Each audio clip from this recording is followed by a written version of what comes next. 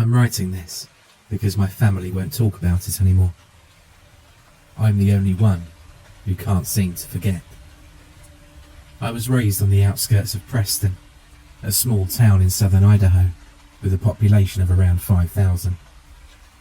My more immediate community was an isolated, dead-end dirt road called Bear Creek. Less than 20 families lived on Bear Creek. I didn't mind being so isolated. I grew up in the comfort of wide fields and close neighbours that only rural people know.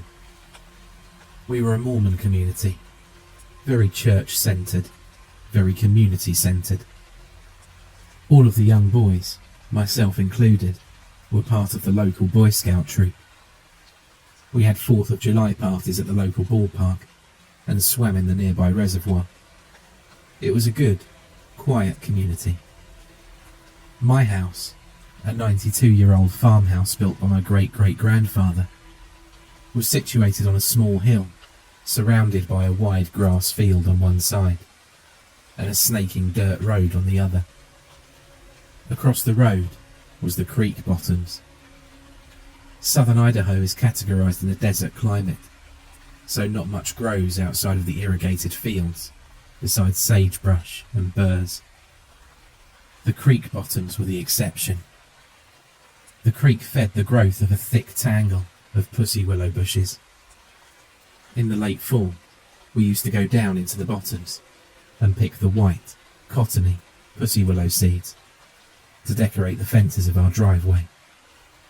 Being so isolated, it wasn't uncommon for animals to come down from the mountains.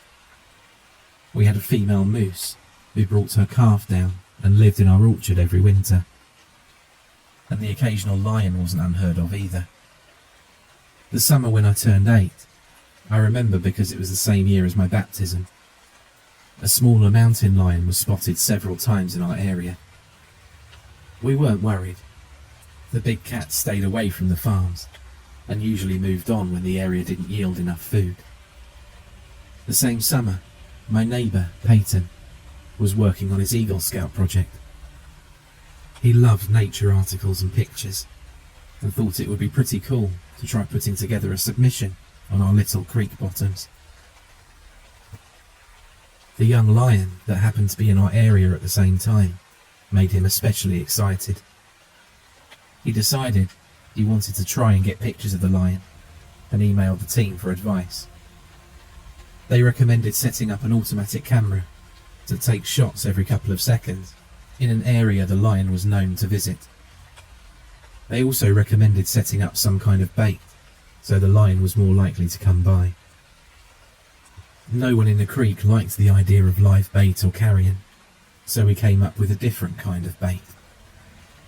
We decided to set up an audio recording of a dying rabbit and play it on a loop through a set of speakers hidden in the willows.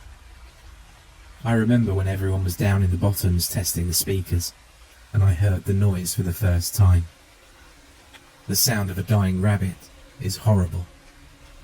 It's been described as almost being identical to the sound of a screaming child. If you've never heard it yourself, there's plenty of recordings available online. It's worth a listen. And so, the camera was set up, the speakers were set up, everything was perfect. Peyton explained he would allow the camera and recording to play uninterrupted for a week, and then he would go to check on it. This would give time for our scent to fade from the bottoms and encourage the lion to come closer. At first, I was worried about the noise. It was a truly horrible noise, and our house was the closest to the setup point in the bottoms. My father assured me that the noise wouldn't reach as far as our house, and I was relieved when we arrived home that night, and he was correct. The bottoms were far enough away that I couldn't hear anything. I remember Peyton the next day at church. He was fidgety and excited to check on the equipment, but he had to wait a week, which everybody kept reminding him. He couldn't risk going down too early and scaring the lion away for good. That night, I woke up to an awful noise. I sat ramrod straight in my bed, with my eyes wide in the dark. Hands clutched so hard, my palms bore the indent of my fingernails for hours after. I knew that noise. It was the recording of the rabbit. It sounded faint and far off, like it really could have been coming from the bottoms. But that was impossible, because the recording had been going all night the previous day, and I hadn't heard a thing. I didn't sleep that night.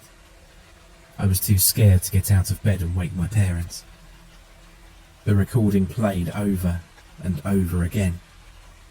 I had the loop memorised.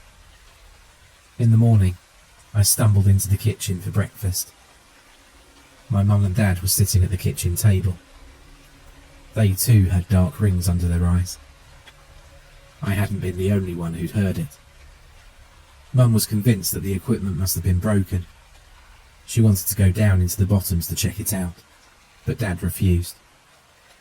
He was a kind, gentle man, and didn't want to stir up any unnecessary drama. He was sure there'd been a strong wind last night, and the wind was carrying the noise farther than its natural reach. He told us to listen. We did. He was right. We couldn't hear it now. We forgot about it and went about our daily goings. But the next night, it happened again. I stayed up in bed with my back to the wall. The screaming was even louder than before. But this time, something was different. It was lower pitched than I remember, and parts of the loop were slowed down, as if the recording was warped in places. At times, the loop didn't loop naturally, and instead picked up at a random place in the middle. My mum didn't mention anything at the breakfast table, but both her and my dad seemed tense. The third night, I mustered the courage to stand beside my bedroom window and look out into the yard. For a moment, I stood, rooted to the spot, my hands shaking no matter how hard I clenched them. The noise sidled in through the cracks in the window. I watched the outline of the trees in the yard. Perfectly still. Not even the slightest breeze stirred their branches. My mum announced she'd be going to visit her sisters in town the next day, and she'd probably spend the night there. She invited me to come along, but I chose to stay at the farm. I took Mum's place beside Dad in their bed that night, but even that didn't help. I don't think my dad was asleep either, for he was unnaturally still the whole night. We began to hear the noise during the day, too. I was drawing with chalk on the sidewalk when it happened. My shoulders tensed, and the hairs on the back of my neck prickled. There was only one scream. A short, high-pitched one. And then the recording fell silent. It happened again several times throughout the day, but never the whole loop, just clips from it. Later that evening, Peyton's dad came up the driveway on his four-wheeler. He said he was looking for their dog, a sweet yellow lab who'd been missing since that morning. Dad said he was sorry and that we hadn't seen her. I stared at him, silently begging him to mention the recording. But he didn't. He was a quiet man after all. He didn't want to bring up any unnecessary drama. Mum stayed away the whole week. Dad and I didn't sleep. By Saturday, the screaming could be heard constantly, though it seemed to have deviated from the familiar loop entirely. I didn't recognise any of it. Sometimes, the screams were thin and long. Other times, they were hardly more than growls. Once, while my dad had been heating up meatloaf for lunch, the noise rose into such a rancorous din that he dropped the plate and it shattered. I pressed my hands over my ears where I sat at the table and squeezed my eyes shut, but it didn't help. The noise forced its way in through the cracks of my fingers. pinched my throat and rattled in my rib cage. The din lasted for a whole minute and then fell silent. Dad was shaking. That was the last we heard of the noise that day. Peyton came by Saturday evening to ask permission to cross our road to collect the equipment. He was so excited. I watched him disappear into the creek bottoms with a sense of tired relief.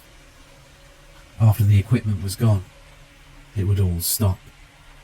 I couldn't wait to get a full night's sleep. Not a minute later, I spotted Peyton coming back up from the creek. I was confused. It had taken us much longer to set up the camera and speakers, so I'd only assumed it would take just as long to collect them. My breath stilled when Peyton came closer. He didn't look right. His eyes were wide and his face pale. Something wet dribbled from his chin and onto his shirt. I later realised it was vomit. My dad caught him before he fell and demanded to know what had happened. Peyton couldn't speak. He just cried. We called his dad. I looked after Peyton as both my dad and his dad went into the bottoms. They were gone a long time. When they returned, their faces were grim, and they smelled funny. I noticed red on my dad's hands. I asked what was wrong, and they brushed right past me and immediately called the police. No one would tell me what had happened.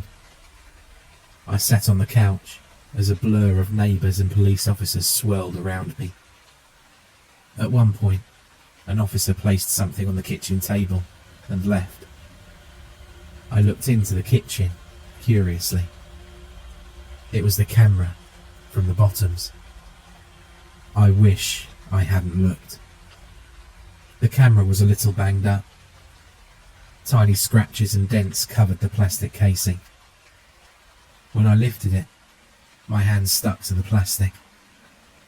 Something tacky and odorous covered the screen, but it turned on fine. The first set of photos were normal, just the pussy willows cast green in the glow of the night setting. As I continued to click through them though, they quickly became strange. At one point, the camera angle changed, as if the camera had been knocked from its post. Grass now obscured most of the frame. Flecks of red appeared on the lens and remained for the rest of the sets.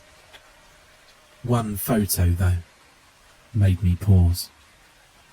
There was a figure in this one, or half of a figure, as most of the upper torso hadn't made it into the frame.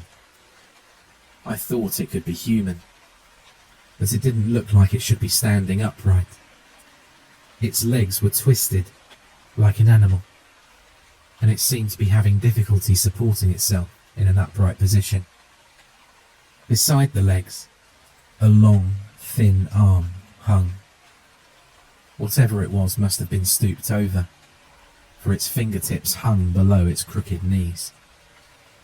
The next set was different. It was as if the camera had been picked up and was now being held. The first photo was of the bottoms at night. The next startled me. I had to look closely before deciding what it was. A rabbit had been laid in the bushes, but its ears and most of its scalp had been peeled away. The next was of the same rabbit, but a thin, dark hand was holding it up against the sky. Its limp body hung like something from a nightmare. In the following photos, more rabbits joined the one, each with their ears and scalp removed. Then a cat, then more cats, then a dog, the yellow lab, then the lion. The following photo was of 7 rabbits, 3 cats, 1 dog, and the lion, all laid out in a row, facing the same way. Their arms and legs had been arranged as if they were marching, like some parade. All of their scalps had been removed, and tiny white glints of their skulls could be seen. The last photo was overly bright, like the photo had been taken too close with the flash on. An eye dominated the frame, but it was yellowed and crusty, and had a bar pupil like a horse. In the bottom corner, the edge of a mouth could be seen. No lips, just teeth, sharp and little, with wide gaps of red gum between them. I wish I hadn't looked. I later heard my dad talking to the police outside. They said the speakers had malfunctioned. The recording had only played the first night.